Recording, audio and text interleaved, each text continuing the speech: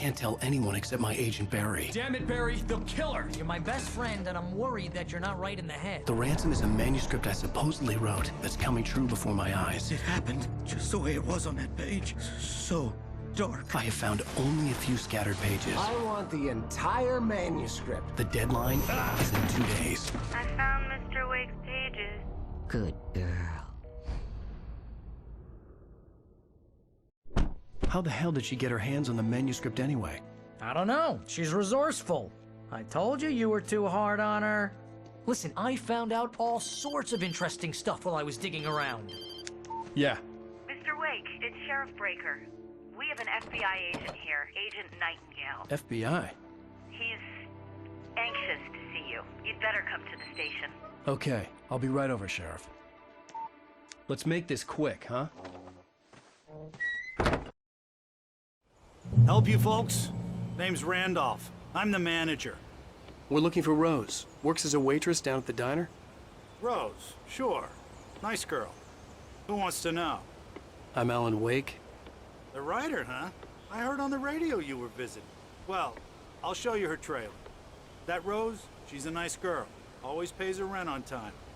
As I was saying, Al, I found all sorts of weird stuff from the local newspaper's archives. This place is crazy. Disappearances, mysterious deaths, urban legends come true, and get this, most of this stuff takes place around Cauldron Lake. Well, you ain't wrong, mister. The Indians thought the lake was a doorway to the underworld. I'm the God-fearing type myself. I don't hold with that sort of thing. Yeah, okay. Anyway, there was an island there owned by a guy called Thomas Zane. Now, some of the articles I found about him make him out to be a famous writer, but I ran a bunch of searches, couldn't find a single thing he wrote. Zane was heavily into diving, so much so that the place came to be called Diver's Isle. But the volcano under the lake erupted in 1970, and Zane went down with the island.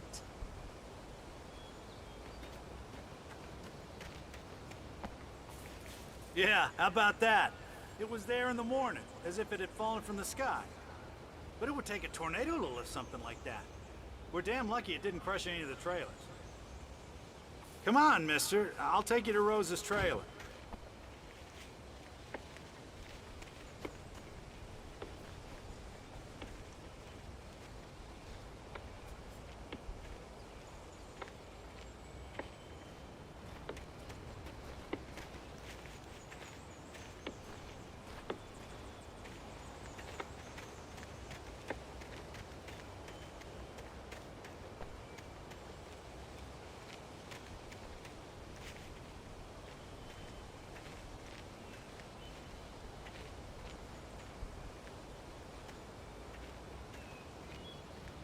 It gets better. A local girl, Barbara Jagger, drowned in Cauldron Lake just a week earlier. They were lovers. Sure, Jagger's a local spook story. The Scratching Hag comes for you in the dark. Childish stuff like that. Anyway, Al, I'm just getting to the best part. All of the articles about this stuff were written by Cynthia Weaver. I asked around, and she's that crazy bag lady you met. What, the lamp lady? She can be a little loopy, but she's not homeless or anything. Yeah, anyway, she knew both Jagger and Zane before they both died, and she had some kind of a breakdown.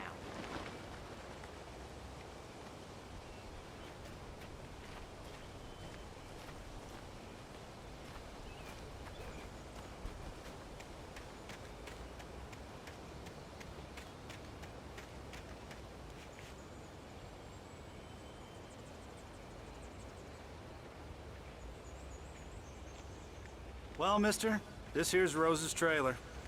You mind me asking what you want with her? We're just here to talk to her, pal.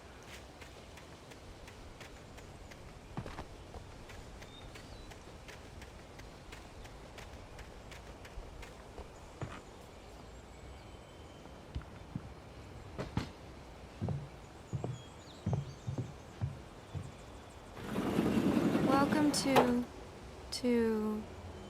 Oh dear, Mr. Wake. I'm so glad you're here. Rose, you have my manuscript? Oh. Oh yes. Yes.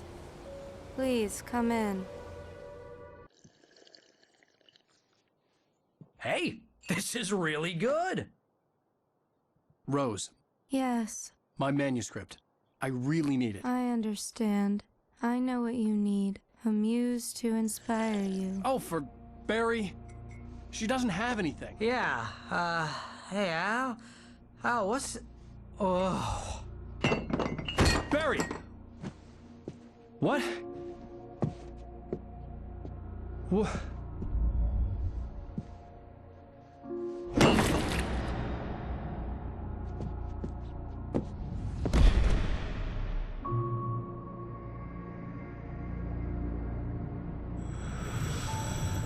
It's coming for you, hiding in my barber's skin. I'm too weak to stop it. You must turn the lights on. I promised I'd come visit you and your lovely wife. You must finish what you started. I insist. You must turn the lights on. Turn the light on. Back to work, boy.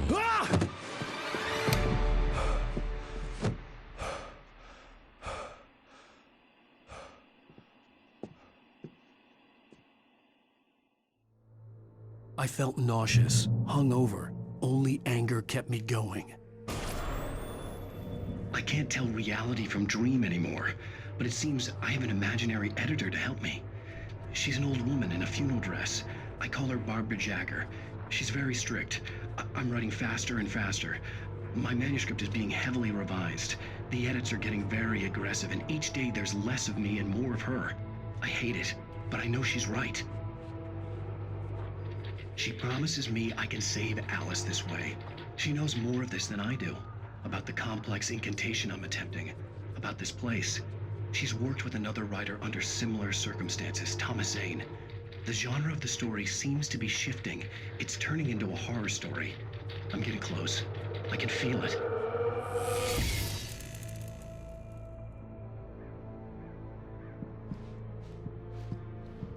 Rose took a day from me. I had less than 12 hours left to meet the kidnapper.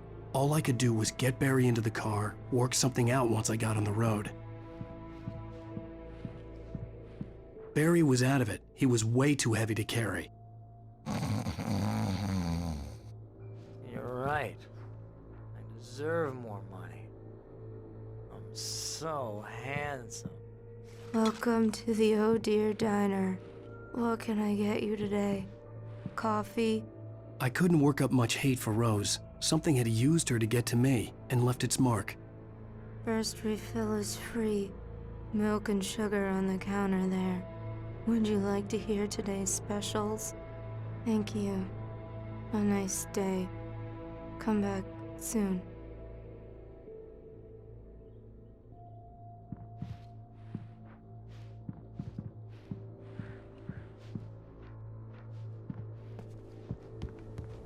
My gun and flashlight were gone. I'd have to find a way to get Barry into the car as quickly as possible. There was no time to waste.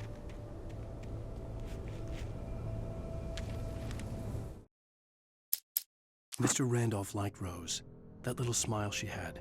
How she was still sweet when life had tried so hard to make her bitter. It wasn't any of his business what she did in her trailer. But those strangers, the writer and his smart-ass sidekick, looked like trouble. And they'd been in there for hours, way past her normal bedtime. He reached for the phone and called the sheriff's station.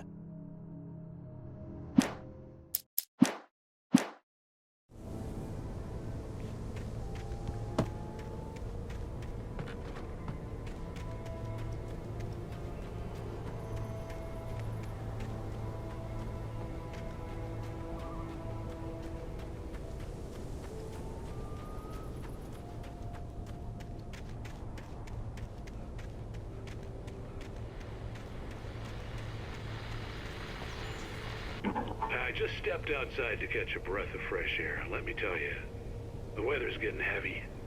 Nights like this make me especially glad I'm here talking to you and not home in bed. Once the weather takes a turn like this, I can't sleep at all. It's all tangled bed sheets and dark thoughts. punctuated by the occasional plunge into nightmare. Is it just me?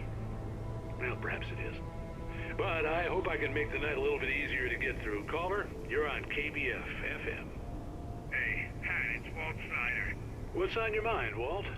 Well, I ain't the way you are, but, well, I can't sleep either, you know? I just been staring out the window here, trying to make sense of it all, but, I ain't been drinking either, you know? I just... Well, you sound like a man with a problem, Walt. I had a, argument with Danny.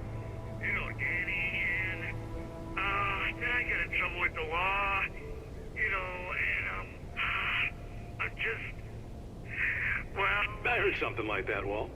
Yeah, well, you know, Danny's my best friend, and, they let me on bail today. And now I'm just alone here at the window, you know, waiting. Man, and there's something in the air tonight, man. I was just outside looking up at the sky above our broadcast tower thinking the same thing. What are you waiting for, Walt? I don't know. You know, something's gonna happen. You know, I think I better go. Well, Walt, maybe... No, thanks, Pat. Well, good luck to you, Walt. Hang in there. Let's take a little break, folks. This weather's really something else, huh? How can I be sure that you will walk away?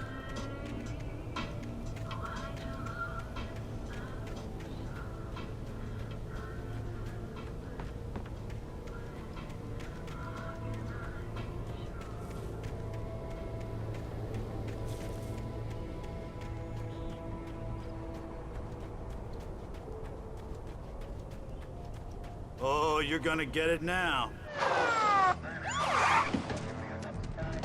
God knows what you've done to that poor girl. This is Agent Nightingale, FBI! Get him up, Hemingway! You're under arrest! You move a muscle, I'll unload right in your goddamn face! Stay right where you are, Blaine!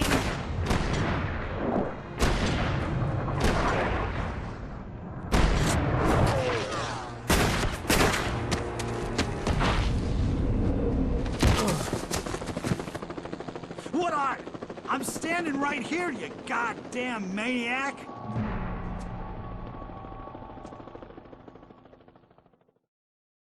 I hated to leave Barry behind, but there was no way I'd miss my appointment with the kidnapper. Give it up, Mr. Wake. Come on. Take it easy on him. Get after him. Don't let him get away. Move it, move it, move it! I'll hold your shot if you let him get away.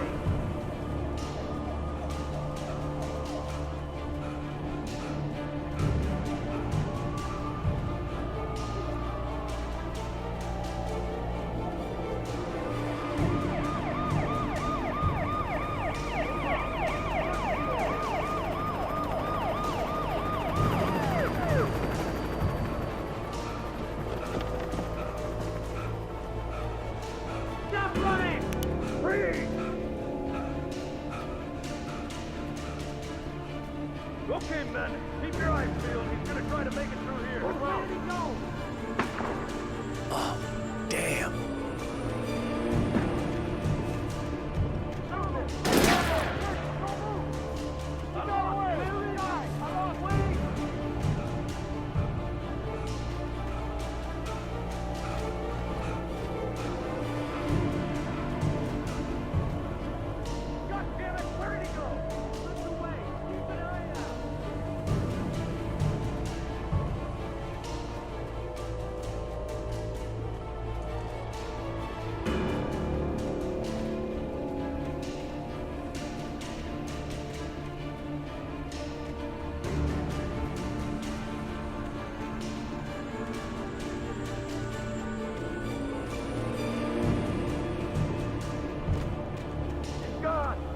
Guys, we need to head him off.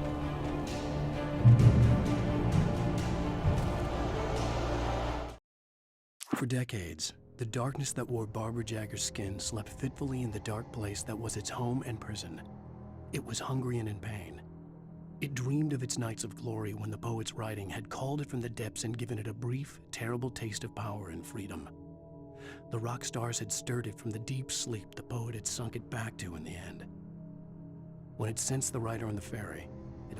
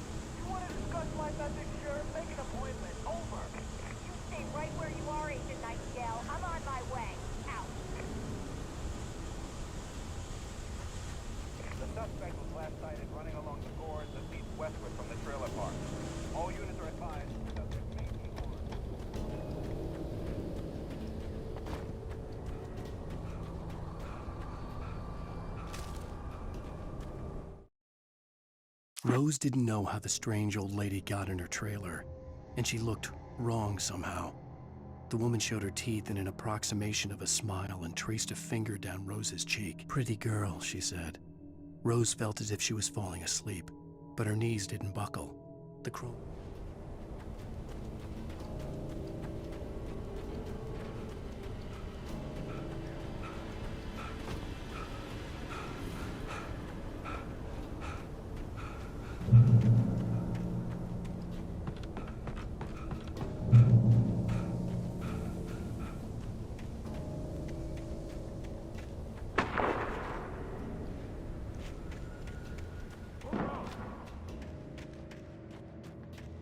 Search the area.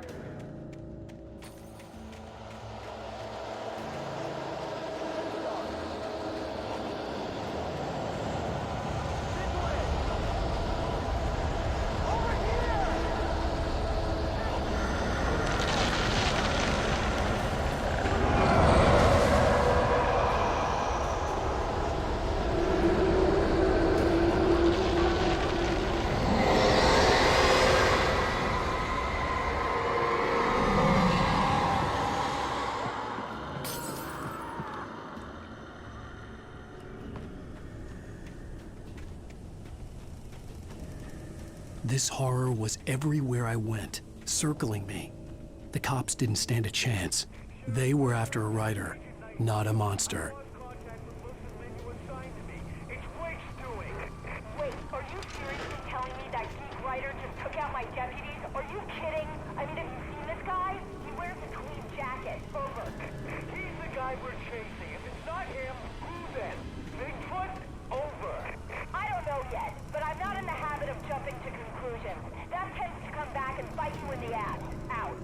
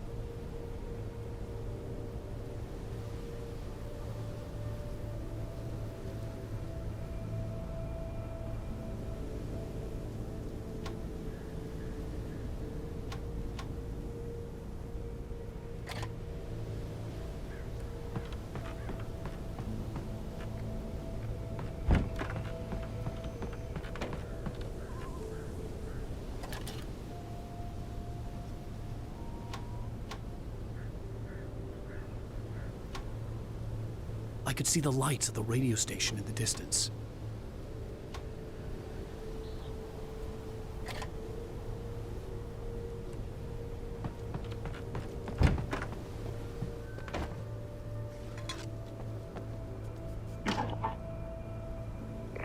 This is James. Mulligan, Thornton, come in. Over. Thornton here. James, we got both Wheeler and Rose in custody. They didn't put up a fight or anything. Why, they were... Hey, what are you... Come on! Sit down and give me that. Jane, Mulligan here. Over. Go ahead, Mulligan. Over. We got Wheeler and Rose here. Wheeler's drunk or hopped up on something. Speaking of which, that Fed had a pretty distinctive whiff of Otis Scotch about him, you know what I mean. Over. I don't have anything on that, Deputy Mulligan. Over. Well, whatever. Anyway, Rose is just being plain weird here. You better get Doc in to take a look at both of them. Over. Gotcha. You better get them here quickly. The, Fed's gonna want to interview Wheeler. Over. Oh, yeah, I'll bet he does. Looks like they have a lot in common. Mulligan out.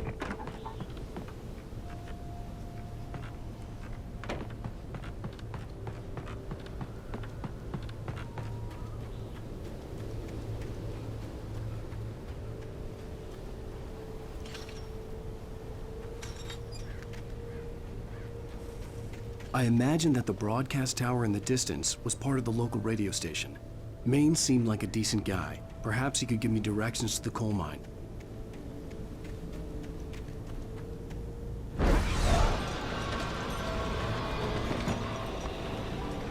Unnatural shadows clung to the gate.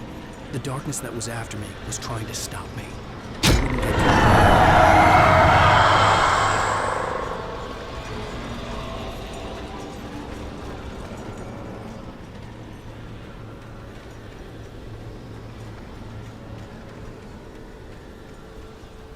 There was no power to the searchlight.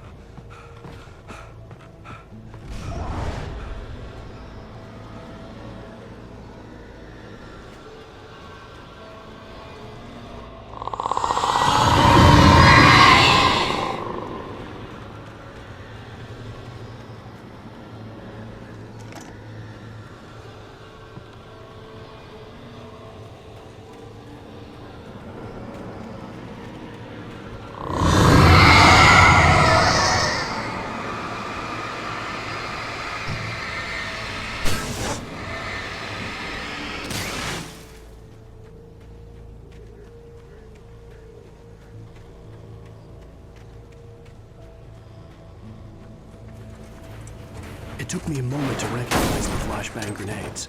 They were an ideal weapon for my situation. Team 1, come in. Over. Team 1, this is Sheriff Breaker. Report. Over. Team 2, come in. I need a report. Over. Come on, guys. Talk to me. Come in, please. Over.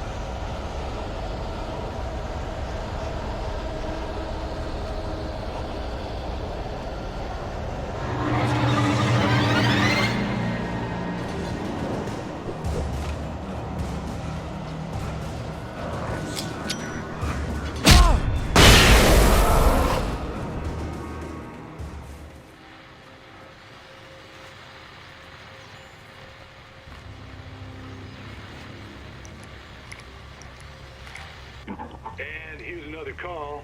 You're on KBFFM with Pat Maine. It's Milt Peabody, Pat. What's on your mind, Milt? Well, I live near the trailer park, Pat, and there's a big ruckus going on over there. Well, that's just up the road from me, too. What's going on, do you know? I don't know, but there's a bunch of police cars there, lots of sirens, a helicopter buzzing around, and I think I heard some gunshots. Gunshots? Yes, sir, like from a pistol. So can you find out what's going on? Because it's just next door and they're popping off guns there. They're still shooting? No, it was maybe 10, 15 minutes ago. It sounds serious, Pat. I'm telling you, it don't sound like no party. Well, I'm certainly going to give the station a call, Milt. Okay. You'll hear it here as soon as I hear from them. Okay, thanks.